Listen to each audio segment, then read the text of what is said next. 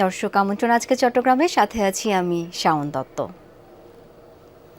পাইকারি ও খুচরা বাজারে ভোগ্যপণ্যের দামের বিস্তর তফাতের কারণ তদারকির নির্দেশনা দিয়েছেন বাণিজ্যমন্ত্রী খন্দকার আব্দুল মুক্তাদির।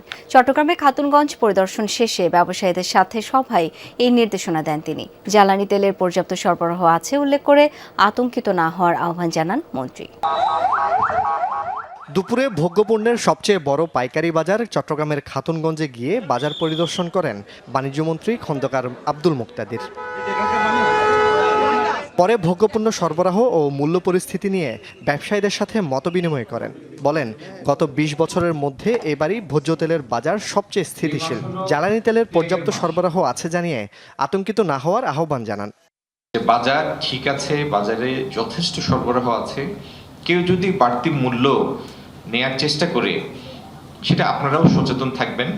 এরকম বাড়তি মূল্য নেয়ার মতো কোনো পরিস্থিতি আসে নাই, এই মুহূর্তে নাই। পাইকারি ও খুচরা বাজারে ভোগ্যপণ্যের দামে বিস্তর ফারাক কেন তা তদারকির জন্য প্রশাসনকে নির্দেশনা দেন বাণিজ্যমন্ত্রী।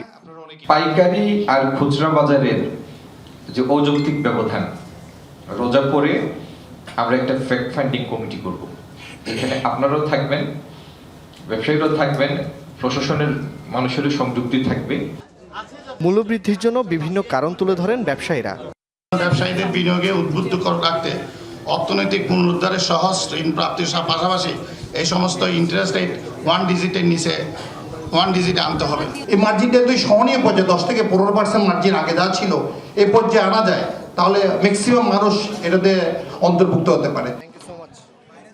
জুবাইদ ইবনে শাহাদাত, যমুনা নিউজ, চট্টগ্রাম। হযরত ইমাম আলীর শাহাদাত দিবস উপলক্ষে দোয়া মাহফিল ও সভা অনুষ্ঠিত হয়েছে চট্টগ্রামে। নগরের খুলশী কনভেনশনে মোহাম্মদী কাফেলা ঐক্য পরিষদ আয়োজিত সভায় বক্তারা যুদ্ধবিগ্রহের এই কঠিন সময়ে বিশ্ব মুসলিম উম্মার ঐক্যের উপর গুরুত্ব দেন। পরে দেশ ও জাতির কল্যাণ কামনায় বিশেষ মোনাজাত অনুষ্ঠিত হয়। এ সময় আলেম ওলামা, শিক্ষাবিদ, গবেষক সহ অনেকে উপস্থিত ছিলেন। চট্টগ্রামে নিম্ন আয়ের ও সুবিধা বঞ্চিতদের মধ্যে ইফতার সামগ্রী বিতরণ করছে বিভিন্ন সামাজিক ও স্বেচ্ছাসেবী সংগঠন। এরই অংশ হিসেবে ফটিকছড়িতে মাইজ ভান্ডারী গাউসিয়া হক কমিটি সূর্যগিরি আশ্রম শাখার উদ্যোগে অর্ধ শতাধিক পরিবারের হাতে বিভিন্ন ধরনের খাদ্য সামগ্রী তুলে দেওয়া হয়। এ সময় সংসদ সদস্য সরোয়ার আলমগীর, ইউএনও আশ্রমের অধ্যক্ষ সহ গাউসিয়া হক কমিটির নেতারা উপস্থিত ছিলেন। এ পর্যায়ে চট্টগ্রামের ইফতার বাজারের খবর জেনে নেব। রয়েছেন সহকর্মী আলামিন শিকদার। আলামিন, মুখরোচক আইটেমগুলোর মধ্যে কি কি রয়েছে? মুখরোচক বলতে চট্টগ্রামের সব থেকে পছন্দের খাবারটাই হচ্ছে মেজবান। সেই মেজবানি মাংস যেমন আমরা দেখি প্রতিটি রেস্তোরাঁগুলো ব্যবস্থা করে রাখে, ঠিক একইভাবে আরেকটি মুখরোচক খাবার হচ্ছে জিলাপি, রেশমি জিলাপি, শাহী জিলাপি। সেটাও কিন্তু আমরা দেখি যে প্রতিটি নামি দামি রেস্তোরাঁগুলো সেগুলোর ব্যবস্থা কিন্তু করে রাখে। একই সাথে আমরা দেখছি যে হালিমটাও কিন্তু চায় যে ইফতারের সময়টিতে কেউ মাটন, কেউ বিফ, কেউ চিকেন, এই হালিমগুলো যেন ইফতারের সময় থাকে, সেই চেষ্টাটাও কিন্তু সবাই করে। পাশাপাশি বেশ কিছু আমরা যদি একটু দেখাতে চাই, এখানে এই যে জায়গাটিতে আমরা এখন আপনাদেরকে সরাসরি দেখাচ্ছি সেটা হচ্ছে চট্টগ্রামের বাণিজ্যিক এলাকা।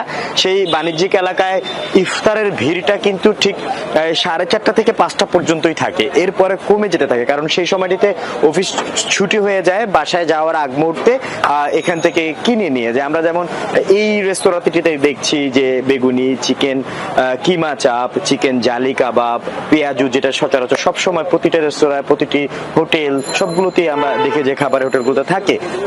পাশাপাশি পিঠারও দেখি যে আয়োজন করা হয়েছে এখানে। পাটিসাপটা পিঠা আমরা দেখতে পাচ্ছি, পাটিসাপটার পাশাপাশি ব্রেড কাম, ফ্রাইড প্রাউন দেখতে পাচ্ছি এখানে, বারবিকিউ চিকেন দেখা যাচ্ছে, এবং অনেকে আমরা দেখছি যে ফ্রাইড রাইস খাচ্ছে, কেউ বিফ তেহেরি খাওয়ার জন্য কিনে নিয়ে যাচ্ছে। এবং যেটা আমি বারবার বলছিলাম যে মেজবানি, সেই মেজবানি মাংসটা কিন্তু আমরা দেখছি যে প্রতিটি রেস্তোরাঁতেই থাকছে, কারণ চট্টগ্রামের এটি একটি ট্রেডিশনাল খাবার, ঐতিহ্যবাহী একটি খাবার। সেই খাবারটি সবাই চেষ্টা করে ইফতারের সময়টিতে সাথে রাখার এবং সেটা খাওয়া। অনেক ধন্যবাদ আলামিন আপনাকে।